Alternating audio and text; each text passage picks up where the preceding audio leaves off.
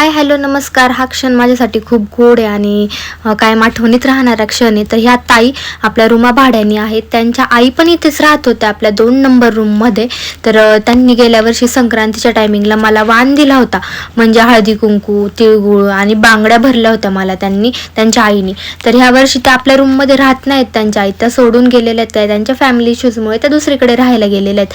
त्या तिकडनं गावामध्येच राहतात. तिकडनं त्या आज गेल्या होत्या ताई त्यांच्या आईकडे. तर त्यांच्या आईजवळ त्या आजींनी माझ्यासाठीही वाण पाठवलेला आहे.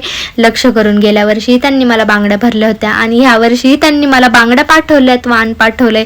तर अशा लाखेच्या बांगड्या आहेत. त्या म्हटल्या की आमच्या इकडे सोलापूर साईडला पद्धत आहे की लाखेच्या बांगड्या घालायच्या सणाला वगैरे, असं लेकींना सुनांना असं काहीतरी.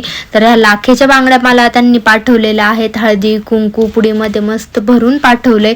सांगायचं तात्पर्य एवढंच की रक्ताची नाती नसूनही किती आपलीशी होऊन जातात, किती त्यांना आठवणींनी त्यांनी मला माझ्यासाठी तो वाण पाठवला. हीच गोष्ट माझ्यासाठी ना खूप अशा शब्दात न मांडता येणारी गोष्ट आहे की काय बोलू आणि काय नाही. एक भाडेकरी आपल्याच इथे राहत होते, रूम सोडून गेले, तरी पण एवढं जिव्हाळ्याचं नातं त्यांनी जपलंय अजूनही. आणि काही माणसं खरंच खूप गोड असतात, कारण आपणही त्यांना एक भाडेकरी म्हणून वागणूक कधीच देत नाही. तुम्ही माझे मोठे ब्लॉग यूट्यूब चॅनेलला बघितले असेल तर पूर्ण एक फॅमिली टाईप आपण सगळे चाळीतले लोक राहतो. तर चलो बाय. हा माझ्यासाठी खरंच खूप गोड क्षण आहे. Bye bye.